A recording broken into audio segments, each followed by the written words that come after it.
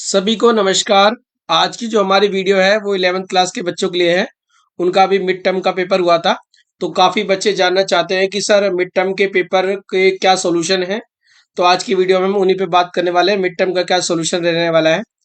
तो हमारी स्क्रीन पर जो है क्वेश्चन पेपर है, हम उसके बाद हम एक वन बाय वन उससे उसके आंसरों पे बात करेंगे।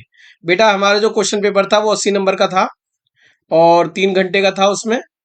और आप सभी को इसकी मार्किंग स्कीम के बारे में पता ही रहता है कि 1 नंबर के, 2 नंबर के, 4 नंबर के क्वेश्चन आते हैं। 1 से 12 के जो थे वो 1 नंबर के थे, 13 से 18 वो 2 नंबर के थे, 19 से 23 जो 4 नंबर के थे, 24 से 26 जो है ये आपका कार्टून था, और 27 से 30 जो है वो कहीं ना कहीं आपके 6 नंबर के क्वेश्चन थे। ज्यादा वक्त जाया ना करते हुए हम सीधे क्वेश्चन पेपर और उसके आंसर पे बात करते हैं।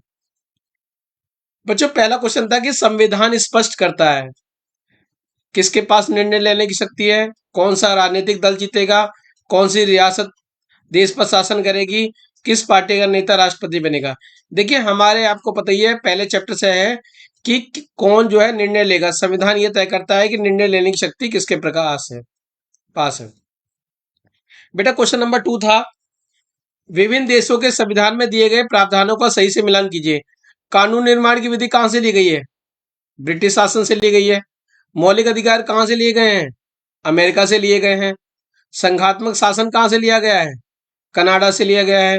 और बंधुत्व तो आपको पता ही है कि फ्रांस के संविधान से लिया गया है। तो इसमें आपके जो भी आंसर सही बैठ रहे हैं उस पर टिक कर देना है, और इसका जो आंसर था ए आंसर था। ज्यादातर काफी क्वेश्चन जो है जो वीडियो बनाई गई थी उसी में से आ गए थे, और काफी बच्चों ने कहा कि सर पूरा लगभग लगभग पेपर उसमें आ गया था। तो उसी पेपर की हम रिवीजन देखते हैं कि क्या क्या आंसर थे उसके। इंग्लैंड के पास एक भी दस्तावेज नहीं है जिसे कहा जा सकता है, तो इसका जो राइट आंसर था वो था संविधान। क्वेश्चन नंबर 4 पे चलते हैं कि निम्नलिखित घटनाओं को कालक्रम में लिखिए। मतलब पहले कौन सी घटना हुई, बाद में कौन सी घटना हुई। तो इसका जो सही आंसर रहने वाला है वो रहने वाला है सी। पहले मोतीलाल नेहरू समिति ने अधिकारों के लिए विधेयक की मांग की, उसके बाद मौलिक कर्तव्यों को भारत संविधान में शामिल किया गया, फिर संपत्ति के अधिकार को मौलिक अधिकार की सूची से हटा दिया गया, और दूसरा है दक्षिण अफ्रीका संविधान का उद्घाटन किया गया था। तो कहने का तात्पर्य क्या है कि चौथे का आंसर आपका सी रहेगा। क्वेश्चन नंबर 5, बंदी प्रत्यक्षीकरण का क्या तात्पर्य है? बच्चों, आपको पता ही है कि हमें अधिकार दिया गया है संवैधानिक उपचारों का अधिकार, उसमें जो है रिट है एक बंदी प्रत्यक्षीकरण। इसका मतलब यह है कि अदालत आदेश देती है कि गिरफ्तार व्यक्ति को उसके सामने प्रस्तुत किया जाए। कहने का तात्पर्य क्या है कि अदालत के सामने प्रस्तुत करने के लिए बंदी प्रत्यक्षीकरण की रेट जो है लगाई जाती है। क्वेश्चन नंबर 6 पे जानते हैं, ये कथन और कारण का क्वेश्चन है। समानता का अधिकार भारत के नागरिकों को दिया गया है, महत्वपूर्ण अधिकार है, और रोजगार में अवसर की समानता है। दोनों ही कहीं ना कहीं मैच कर रहे हैं, तो इसका आंसर आपका ए हो जाएगा कि ए और दोनों सही है और इसकी सही व्याख्या है। आगे चलते हैं। क्वेश्चन नंबर 7, मुख्य चुनाव आयुक्त की नियुक्ति कितने कार्यकाल के लिए की जाती है? जो मुख्य चुनाव आयुक्त की नियुक्ति होती है वो बच्चों 6 वर्ष के लिए होती है। भारत में चुनाव कौन संचालित करता है? भारत, आपको पता ही है चुनाव के सारे काम कौन करता है? भारत का चुनाव आयोग। Very good. अब बात करते हैं राज्य स्तर पर कार्यपालिका में कौन शामिल होते हैं। बच्चों, राज्य स्तर की कार्यपालिका में आपको मैंने वीडियो में भी बताया था, सबसे पहले नंबर पे आएगा आपका राज्यपाल, उसके बाद मुख्यमंत्री, और उसकी आएगी मंत्रिपरिषद। यही क्वेश्चन आया था, तो इसका आंसर जो रहेगा वो बी रहेगा। क्वेश्चन नंबर 10, 1989 के बाद भारतीय राजनीति में कार्यपालिका किससे प्रभावित थी? तो उस टाइम जो है कोalition गवर्नमेंट शुरू हो गई थी, जिसको बहुदलीय गठबंधन कहते हैं। बहुदलीय गठबंधन क्या होता है? जब बहुत सारी पार्टी मिलकर गठबंधन करती हैं। क्वेश्चन नंबर 11 पे बात करेंगे, अध्यक्षात्मक प्रणाली में राष्ट्रपति ही मुखिया होता है। ये बड़ा कॉम्प्लिकेटेड क्वेश्चन था। वो देश भी हो सकता है और इसमें सरकार भी हो सकता है। एनसीईआरटी किताब में जो है देश दे रखा है, तो अगर आपने देश लगाया है तो सही आंसर है, और अगर सरकार भी लगाते हैं तो आपका सही हो सकता है, क्योंकि वो सरकार का एक हिस्सा होता है, परंतु आपको यहाँ पे देश लगाना है क्योंकि एनसीईआरटी में देश दिया हुआ है। भारत में अपील की सर्वोच्च अदालत कौन सी है? सबसे बड़ा कोर्ट बेटा कौन सा है? आपको पता ही होगा सर्वोच्च न्यायालय जो है भारत का जो है सबसे बड़ा कोर्ट है। अब 2 नंबर के क्वेश्चंस में चलते हैं। राज्य के नीति निर्देशक सिद्धांतों में कोई 2 नीतियों को बताइए। मैंने डीपीएसपी पे एक अलग से वीडियो बनाई थी, उसमें कई सिद्धांत दिए गए हैं। मेनली क्या है, लोगों का कल्याण करना, सामाजिक आर्थिक राजनीतिक न्याय देना, समान नागरिक संहिता, सबके बारे में बताया गया था। तो किन्हीं 2 को आपको लिखना है। लोकसभा में चुनाव में खड़े होने के लिए उम्मीदवार के लिए कोई 2 शर्त बताइए। सबसे पहले तो आपको ये क्लियर होना चाहिए कि भारत का नागरिक होना चाहिए। दूसरी शर्त क्या है, आपको पता होनी चाहिए 25 वर्ष आयु होनी बहुत जरूरी है। तीसरा है लाभ के पद पे ना हो और पागल व दिवालिया ना हो। तो आप में से किसी कोई 2 लिखना था आपको। बच्चों अगला क्वेश्चन था क्वेश्चन नंबर 15, एफपीटीपी यानी कि सर्वाधिक वोट से जीत की प्रणाली से क्या लाभ है। बेटा एफपीटीपी का मतलब होता है कि जिसको सबसे ज्यादा वोट मिल रहे हैं वो जीता हुआ माना जाएगा। इसके लाभ क्या है, एक तो सबसे सिंपल है, इसको समझने में ज्यादा कोई दिक्कत नहीं है, और मतदाताओं के सामने स्पष्ट विकल्प होते हैं, और हार व जीत जो डिसाइड करना बड़ा आसान हो जाता है। क्वेश्चन नंबर 16, सार्वभौमिक व्यस्क मताधिकार क्या है। सार्वभौमिक व्यस्क मताधिकार का मतलब यहाँ पे यह है कि जो भी 18 साल से ऊपर के लोग हो गए हैं वो सभी वोट डाल सकते हैं। यही हमारे लोकतंत्र में सबसे बड़ी अधिकार दिया हुआ है। तो आपको 18 साल के व्यक्ति वोट डाल सकते हैं, इसमें आंसर देना था। क्वेश्चन नंबर 17, मंत्रिपरिषद की सामूहिक उत्तरदायित्व से क्या तात्पर्य है। बच्चों मंत्रिपरिषद प्रधानमंत्री की एक अपनी एक मंत्रिपरिषद होती है और वो जो है सामूहिक रूप से कार्य करती है, और पूरी की पूरी मंत्रिपरिषद जो है वो लोकसभा के प्रति उत्तरदायी होती है। अगर सरकार ने विश्वास खो दिया तो पूरी की पूरी मंत्रिपरिषद को त्यागपत्र देना पड़ता है। कहने का मतलब क्या है, साथ जिएंगे साथ मरेंगे वाला बात है इनके लिए। अगर एक भी मंत्री के खिलाफ अविश्वास प्रस्ताव आ गया तो पूरी मंत्रिमंडल को इस्तीफा देना पड़ेगा। क्वेश्चन नंबर 18, अविश्वास प्रस्ताव क्या होता है। बच्चों अविश्वास प्रस्ताव को नो कॉन्फिडेंशियल मोशन भी कहते हैं। ये सरकार के खिलाफ आता है और खासकर उसके बहुमत को चैलेंज किया जाता है कि सरकार जो है बहुमत में नहीं है, और जब ऐसा लगता है तो ये विपक्ष के द्वारा लाया जाता है और उस स्थिति में जो है वोटिंग कराई जाती है। यदि सरकार विपक्ष के सामने अपने नंबर्स रख देती है तो सरकार बच जाती है, और यदि अगर ये बहुमत नहीं साबित कर पाई तो सरकार को इस्तीफा देना पड़ता है। तो सबसे बड़े हथियार के रूप में अविश्वास प्रस्ताव नो कॉन्फिडेंस मोशन को प्रयोग किया जाता है। बच्चों क्वेश्चन नंबर 19 था, संविधान निर्माण के लिए गठित संविधान सभा की संरचना का वर्णन कीजिए। आपको इस पे भी काफी डिटेल से बताया गया था कि हमारे देश की जो संविधान सभा थी उसने जो है संविधान लिखा था, और संविधान सभा का जो चयन था वो सार्वभौमिक मताधिकार से तो नहीं किया गया था। इसमें सभी धर्मों का प्रतिनिधित्व किया गया था, और कोशिश किया गया था रियासतों से और प्रांतों से लोग लिए गए थे। 3 सीटें मुख्यतः 3 में बटी हुई थी, मुस्लिमों सिखों और सामान्य के पीछे वितरित की गई थी, और जो इनका चुनाव हुआ था वो एकल संक्रमणीय मत प्रणाली के द्वारा हुआ था, आनुपातिक प्रतिनिधित्व प्रणाली के द्वारा। जिसने जो है संविधान को लिखा था, और आपको पता ही है कि संविधान जो है 10 लाख पर एक व्यक्ति को चुना गया था। पूरा लंबा चौड़ा इतिहास है संविधान। और संविधान सभा की एक समिति जिसका नाम था प्रारूप समिति, ड्राफ्टिंग कमेटी। तो ड्राफ्टिंग कमेटी के चेयरपर्सन कौन थे बच्चों, ड्राफ्टिंग कमेटी के चेयरपर्सन थे वो डॉक्टर भीमराव अंबेडकर जी थे। तो इस तरह से आपको संविधान सभा के बारे में जो जो भी पता चल रहा है वो सब इसमें लिखना था। अगला क्वेश्चन है, संविधान द्वारा मौलिक अधिकारों की रक्षा कैसे की जाती है।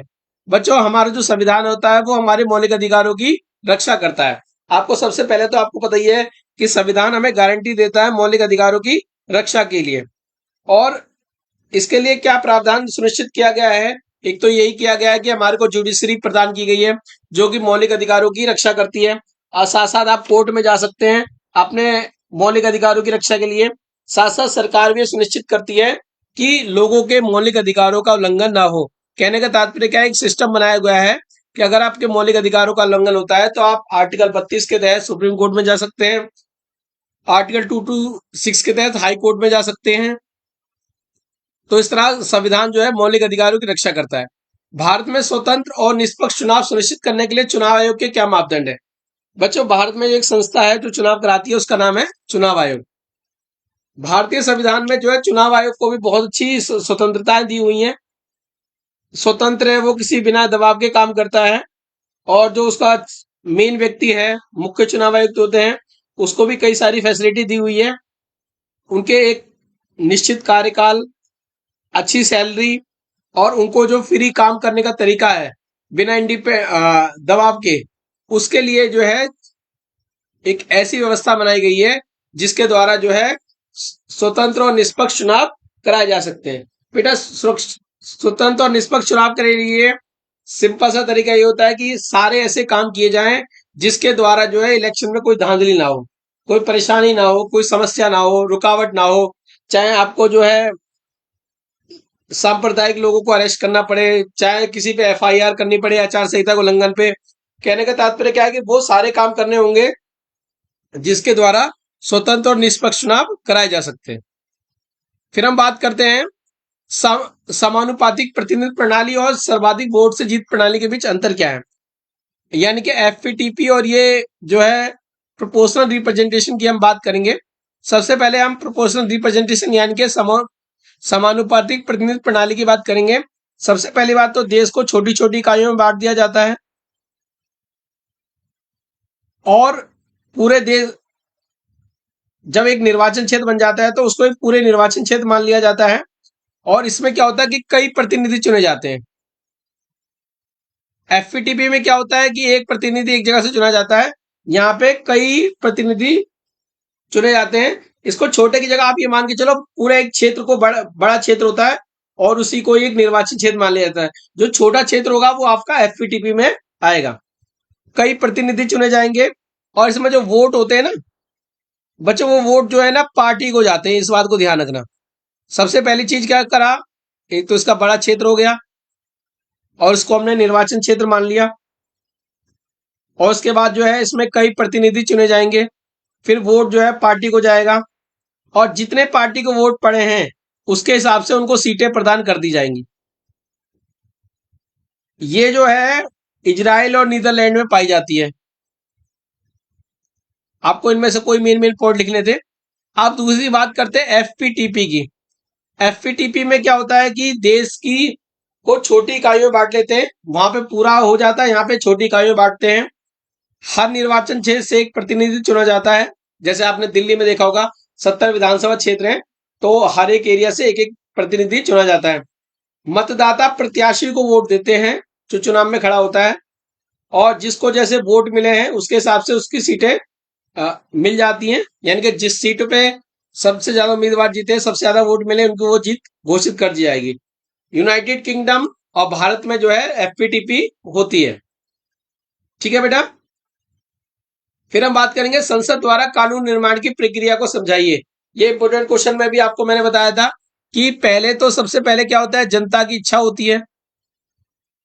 जनता की इच्छा पे सरकार जो है बिल लेके आती है अपना। बिल लाने के बाद क्या होता है, बिल पे जो है उसकी जो कॉपी होती है वो संसद के सदन में बांट दी जाती है। सदन में बांट दी जाती है तो बिल पे चर्चा होती है। चर्चा होने के बाद जब आपकी डिबेट हो गई, चर्चा हो गई, तो सदन के पटल पे उसको रखा जाता है और उस पे वोटिंग कराई जाती है। अब वोटिंग कराई में तो अगर मान लो कोई डिस्प्यूट हो तो इसमें एक और चीज आ सकती है कि बिल को सेलेक्ट कमेटी को भेजा जा सकता है। सेलेक्ट कमेटी जो है इसको बारीकी को देखती है कि बिल में कोई दिक्कतें तो नहीं है। अदरवाइज कानून बनने का सीधा सा प्रोसेस है, या तो बिल लोकसभा में आएगा, लोकसभा के बाद जाएगा वो राज्यसभा में, और राज्यसभा के बाद जाएगा वो प्रेसिडेंट के पास। मनी बिल इसी तरह से आता है। अदर बिल भी आ सकते हैं।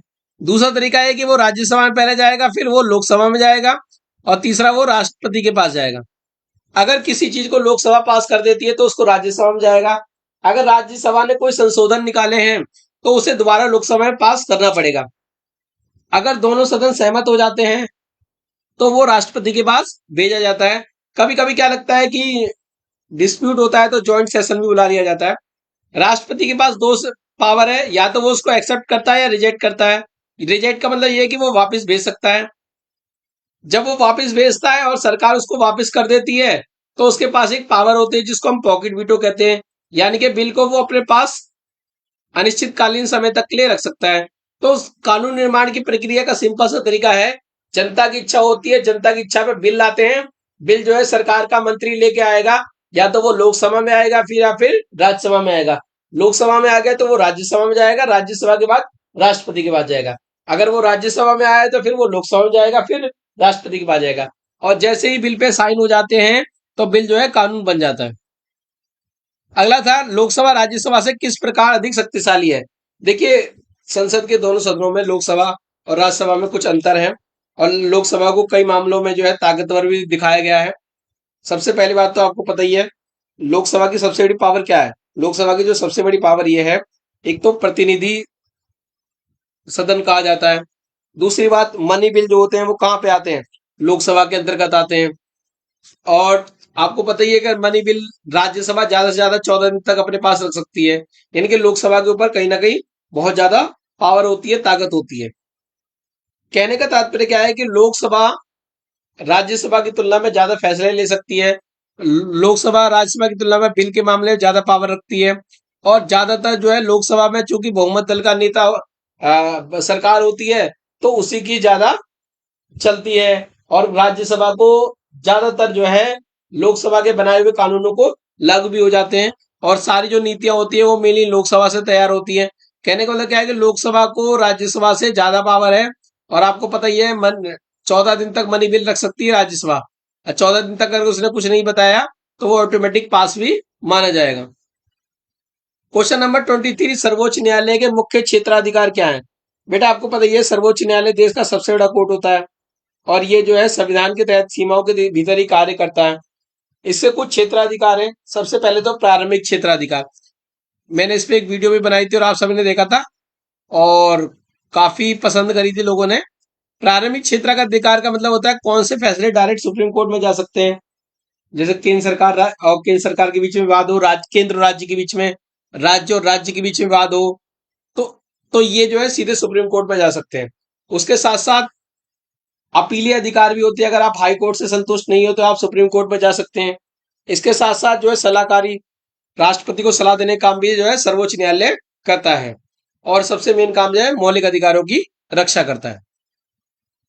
ये 4 नंबर के क्वेश्चन थे। अब बात करते हैं अगले गद्यांश पे चलते हैं। चुनाव कब लोकतांत्रिक माने जाते हैं। चुनाव जब लोकतांत्रिक माने जाएंगे जब वो स्वतंत्र और निष्पक्ष रूप से कराए जाएंगे। किसी भी चुनाव प्रणाली की कसौटी क्या है, वो ये है कि स्वतंत्र और निष्पक्ष चुनाव होने चाहिए। देखो, पक्षपाती नहीं होने चाहिए, यहां भी पक्षपाती आ गया, अल्पसंख्यकों के बारे में आ गया, तो 20 का सही आंसर था। 1989 में मतदान की आयु घटाकर कितनी कर दी गई। बेटा पहले 21 थी, बाद में घटाकर कर दी गई 18, तो 18 आंसर आएगा। मतदाताओं की आकांक्षाओं को चुनावी परिणाम में न्यायपूर्ण ढंग से कैसे व्यक्त की जा सकती है। अगर चुनावी नतीजे जो है निष्पक्ष होंगे तभी ये काम होगा। कार्टून से संबंधित क्वेश्चन है, भारत में सरकार का नाम मात्र का मुखिया कौन होता है। देखिए, जो नाम मात्र का मुखिया होता है वो होता है राष्ट्रपति, प्रेसिडेंट।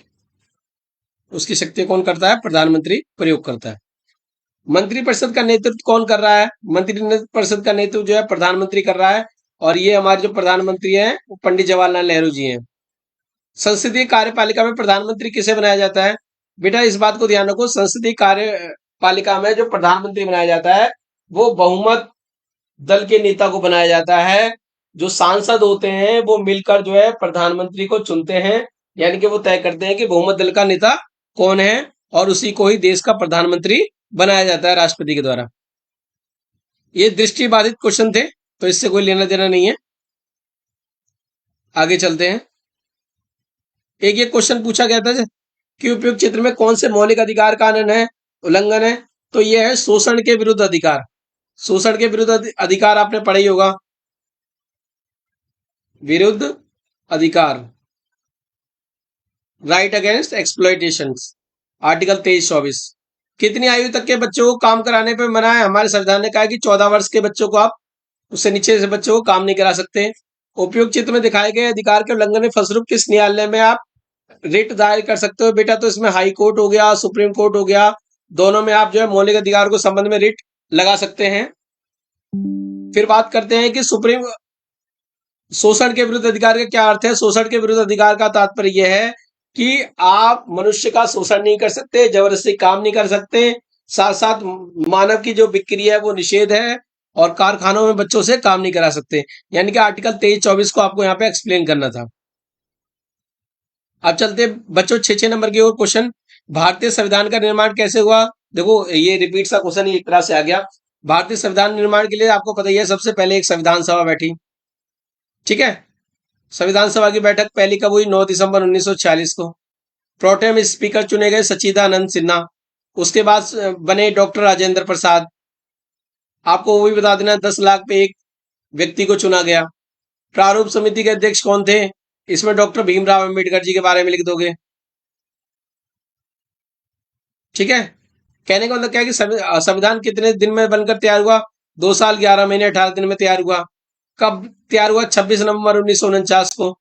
लागू कब हुआ? 26 जनवरी 1950 को। कहने का मतलब क्या है, इतने सारे पॉइंट जो है आप इसमें डाल सकते थे, और कैबिनेट मिशन के द्वारा इसकी शुरुआत की गई थी, तो आपको 6 नंबर मिल जाएंगे। संविधान के कोई 3 कार्य बताइए। पहले चैप्टर से ही आया है। सबसे पहली बात तो संविधान क्या करता है? तालमेल बैठाता है सभी समुदायों, सभी ग्रुपों, सभी धर्मों के बीच में। फिर संविधान जो है निर्णय लेने की शक्ति तय करता है कि कौन निर्णय लेगा। तीसरी बात, सरकार की सीमाएं तय करता है कि आपकी सीमाएं कहां तक हैं, आप मौलिक अधिकारों का हनन नहीं कर सकते। चौथा, कल्याणकारी कार्य करने के लिए सरकार को शक्ति दी गई है। तो आपको कोई कोई 3 कार्य जो करने थे उनको एक्सप्लेन करना था। क्वेश्चन नंबर 28, भारत ने सर्वाधिक वोट से जीत चुनाव प्रणाली क्यों अपनाई? देखिए एफपीटीपी को अपनाने का जो सबसे बड़ा कारण है, सरल प्रणाली है। दूसरी बात, आसानी से समझ में आ जाती है। दूसरी बात, जब हमारा देश आजाद हुआ तो उस टाइम ज्यादा पढ़े लिखे लोग नहीं थे। उस स्थिति में अगर कोई कॉम्प्लिकेटेड चीज को अपनाते, तरीके को अपनाते, तो वो समझने से बाहर था।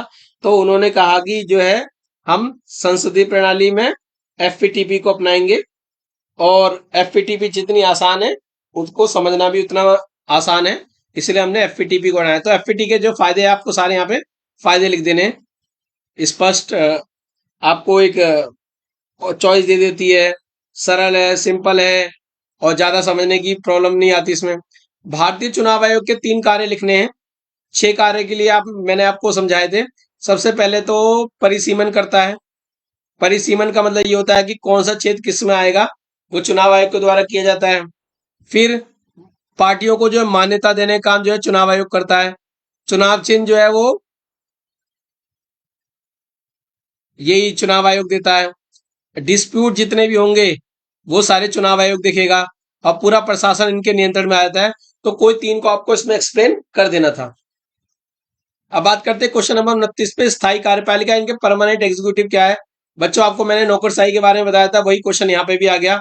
परमानेंट एग्जीक्यूटिव यानी कि स्थायी कार्यपालिका वह होती है जो कि अपने निश्चित कार्यकाल होता है। निश्चित कार्यकाल का मतलब यहाँ पे ये है कि जब आईएएस आईपीएस लोगों को अपॉइंट कर दिया जाता है, तो उनका जो टेन्योर होता है, जितने साल तक उनकी सेवा होती है तब तक वो काम करते हैं। इनका अस्थायी कार्यपालिका से कोई लेना देना नहीं होता। अस्थायी कार्यपालिका तो आपको पता है 5 साल की बनती है, परंतु उनके साथ ऐसा नहीं है। इसमें आईएएस आईपीएस सचिव और सारे लोग आ जाते हैं इसके अंतर्गत। ये शासन चलाने में किस प्रकार सरकार की मदद करते हैं? देखिए जो भी सरकार और जो मंत्रिपरिषद कानून बनाती है उनको लागू करने का काम जो है यही लोग करते हैं, स्थायी कार्यपालिका। सबसे बड़ी बात क्या है, ये एक्सपर्ट होते हैं अपने काम में, तटस्थ होते हैं। तटस्थ का मतलब होता है ये इन्हें सरकार से कोई मतलब नहीं होता। सरकार का मतलब होता है पार्टियों से कोई मतलब नहीं होता, और उनकी इंटरनल पॉलिटिक्स में नहीं होते, और एक्सपर्ट होते हैं जिसकी वजह से काम कराना इनके लिए आसान होता है। भारत का राष्ट्रपति देश का औपचारिक प्रमुख कैसे हो सकता है? राष्ट्रपति के विशेष अधिकार लिखिए। देखिए भारत में राष्ट्रपति औपचारिक प्रमुख इसलिए है क्योंकि हमने क्या करा है, संसदीय प्रणाली को अपनाया है, और संसदीय प्रणाली में जो है राष्ट्रपति जो है प्रमुख है, और जो उसकी शक्तियां हैं वो कौन यूज करता है? देश का प्रधानमंत्री और उसकी मंत्रिपरिषद करते हैं। राष्ट्रपति के पास जो है कई पावर्स हैं, जो विवेक शक्तियां हैं। सबसे पहली बात तो ये कि राष्ट्रपति मंत्रिपरिषद के साथ विचार विमर्श कर सकता है और उनसे सूचना प्राप्त कर सकता है। प्रधानमंत्री से कांटेक्ट करके जो है वो सारी सूचना ले सकता है। उसके बाद जो है राष्ट्रपति के पास, आपको अभी मैंने समझाया था कौन सी थी, पॉकेट वीटो पावर है। पॉकेट वीटो पावर के तहत वो क्या करता है, अगर उसको लगता है कोई विधेयक जो है उसके हिसाब से नहीं है, कानून के हिसाब से नहीं है, तो वो उसको जो है मंजूरी नहीं दे सकता और उसको रोक के रख सकता है। यानी कि अनिश्चित काल तक अपने पास तक रख सकता है। तो ये राष्ट्रपति के पास बहुत बड़ी पावर है। साथ साथ राष्ट्रपति के पास पावर ये है कि अगर किसी राजनीतिक दल को बहुमत नहीं मिलता तो राष्ट्रपति तय कर देता है कि कौन जो है प्रधानमंत्री बनेगा, यानी कि उसके विवेक पे ये निर्भर करता है। और ज्यादातर जो है कोalition गवर्नमेंट में आपको पता ही है, जो बहुमत लेके आ जाते हैं उनको राष्ट्रपति सरकार का मुखिया यानी कि प्रधानमंत्री बना देता है। तो कहने का मतलब क्या है, राष्ट्रपति के पास कई सारी पावर्स हैं और उन्हीं पावर्स को हमें यहाँ लिखना था। क्वेश्चन नंबर 30, संविधान निर्माताओं ने संसद के 2 सदन बनाने का निर्णय क्यों लिया? बच्चों, हमारे यहाँ 2 सदन है, लोकसभा और राज्यसभा। कभी कभी प्रश्न उठता है कि 2 सदनों की जरूरत क्यों पड़ी? 2 सदनों की जरूरत ये पड़ी, कभी कभी लगता है कि जो बिल है वो कहीं ना कहीं लोकसभा में पास हो गया जल्दबाजी में, तो उस पर मंथन करने का काम किसका है? राज्यसभा का है। कभी कभी क्या होता है कि एक सदन की तानाशाही होने की संभावना रहती है, तो दूसरा सदन हमने इसलिए बनाया है कि वो पहले सदन की तानाशाही को रोक सके। फिर तीसरा क्या है, विचार विमर्श हो सके। विचार विमर्श का मतलब लंबा डिबेट। लंबे डिबेट का मतलब ये होता है कि जब 2 सदन डिबेट करेंगे तो बहुत अच्छे से जो है उस पर निर्णय पे हम पहुंच सकते हैं। फिर राज्यों का प्रतिनिधित्व होना बहुत जरूरी है, राज्यों की बात भी रखना बहुत जरूरी है। तो उसके लिए जो है राज्यसभा का निर्माण किया गया। इसलिए हमारे संविधान निर्माताओं ने 2 सदनों की व्यवस्था करी, एक लोकसभा और राज्यसभा। अंतिम क्वेश्चन की तरफ चलेंगे। लोकसभा और राज्यसभा की शक्तियों में कोई 3 अंतर लिखिए। देखिए, लोकसभा की शक्तियां अलग है, राज्यसभा की शक्तियां अलग है। ये एक मैचिंग तरह, एक तरह से पहले की तरह ही क्वेश्चन आ गया है। लोकसभा आपको पता ही है जनता का सदन है एक तरह से, क्योंकि वहां पे जनता के प्रतिनिधि आते हैं। लोकसभा केंद्र सूची और राज्य सूची पे कानून बनाती है, संविधान संशोधन करती है। और मनी बिल आपको पता ही है कहाँ पे आते हैं? लोकसभा में आती है। जितने भी टैक्सेस वगैरह होते हैं, बजट होते हैं, लोकसभा उन्हीं को मंजूरी देती है। लोकसभा में क्वेश्चन पूछकर अविश्वास प्रस्ताव के माध्यम से कार्यपालिका को नियंत्रित किया जाता है। आपातकाल की घोषणा भी जो है लोकसभा के द्वारा की जाती है। और राष्ट्रपति उपराष्ट्रपति के चुनाव में भी जो है लोकसभा का बहुत बड़ा रोल है। अगर हम राज्यसभा की बात करें तो ये जो मनी बिल है ज्यादा से ज्यादा 14 दिन तक ये रख सकती है। दूसरी बात, संवैधानिक संशोधनों को ये भी मंजूर दे देती है।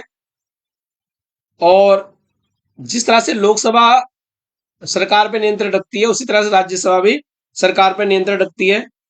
और जब चीफ जस्टिस को हटाने की बात हो, राष्ट्रपति को हटाने की बात हो, जिन पे भी महाभियोग लगता है, उन सब में दोनों का रोल रहता है। और उपराष्ट्रपति को हटाने की प्रक्रिया शुरू कर सकती है ये। और राज्य सूची पर जो है ये कानून बना सकती है। कहने का मतलब क्या है कि लोकसभा के पास अपनी पावर्स हैं और राज्यसभा के पास अपनी पावर है। आशा करता हूं आपको इस वीडियो के माध्यम से सभी 30 क्वेश्चंस पर व्यापक समझ बनी होगी। आपको पता चल गया होगा कि किसका क्या आंसर है और क्या संभावित आंसर हम लिख सकते हैं। अगली वीडियो में हम इंग्लिश मीडियम के सॉल्यूशन पर बात करेंगे और जानेंगे कि उनके क्या आंसर हो सकते हैं, और किसी नए टॉपिक पे भी जरूर मिलेंगे। तब तक के लिए टाटा बाय, धन्यवाद।